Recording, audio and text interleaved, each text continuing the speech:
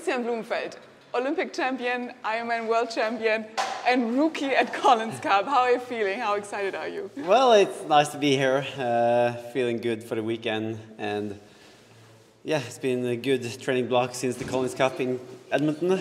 So yeah, feeling ready and also excited for obviously this one, but also having a sprint distance next week in Bergen for the World Cup. So it's going to be 2 great weeks of racing.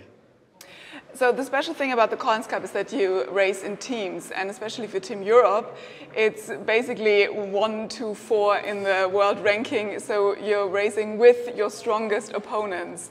Are you excited about that, and how's the mood in Team Europe? Yeah, I think we're all here like for the fun, and like the atmosphere is good. And as you say, we should win overall, but also I think all the athletes want to perform, and we don't know the matches yet, but I guess I will be racing with Hayden, which will be, he's maybe one of the biggest wild cards, like the guys who can really challenge me or Gustav, and he has a really strong run, so hopefully I can be able to crack him over the 100K. PTO is launching a few new races and series, not only the Collins Cup, also the PTO Tour. Do you think these new races and race series are adding to the attractiveness of triathlon?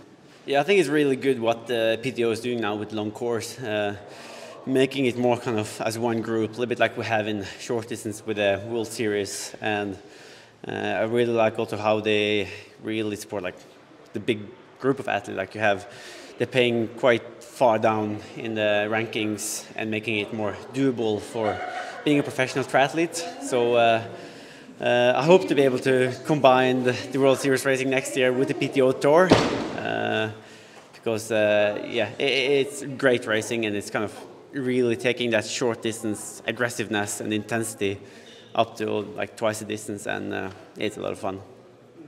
Now, you've mentioned that you think that your matchup will be against Hayden, but what is your favorite match, and what would you most like to see on the women's side? I think all from Europe will have to race everyone from Europe, because we have such a strong team. So, like racing Gustav, Magnus, Daniel, Sam, like we have a pretty strong team, and but if I have to pick from the internationals, like Hayden, as I said, he's been the guy together with Alexei on short distance who's been winning basically everything.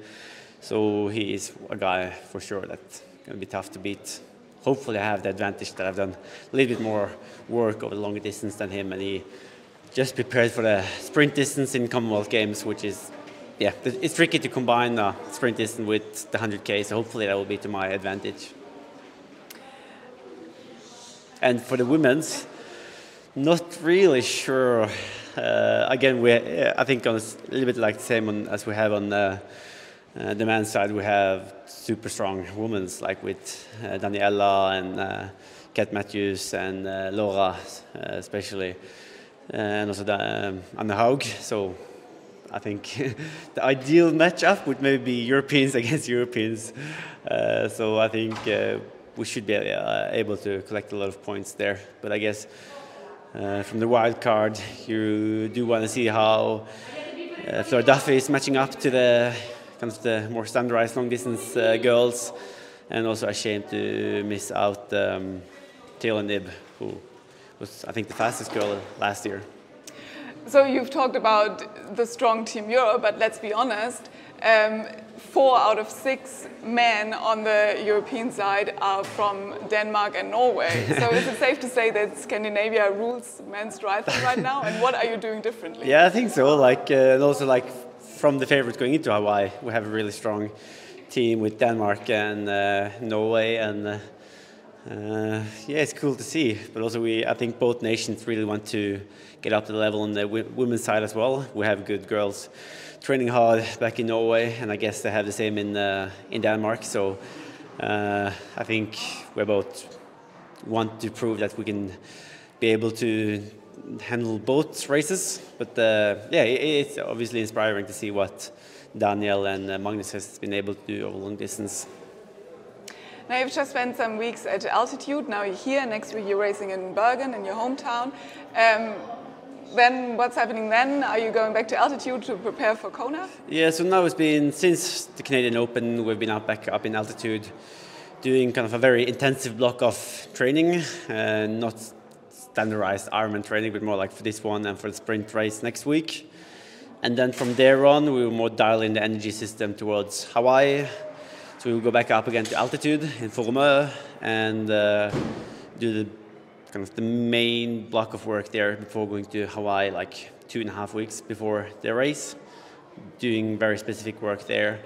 And then it's to St. George, preparing for the half, and then the week after, it's back again on the road bike for the Bermuda World Series race, and then Abu Dhabi by end of November. So it's going to be a long season ahead of racing, combining basically all the distance there is. But yeah, hopefully I will stay injury-free and be on top of the training.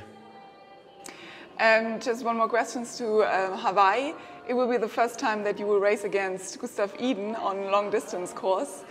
So who's going to win?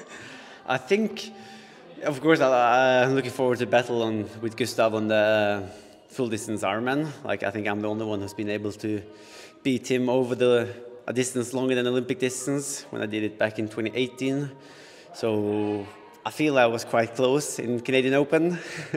So I think a course like Hawaii should suit me quite well. And the race course in St. George was maybe more favorable to him. So I feel I should be the stronger one when it comes to Hawaii. And hopefully I can be the first one to beat him with his lucky hat on. Yes. Good luck for that, and good luck for Saturday and the rest of your season. Thank you so much. Thank you so much.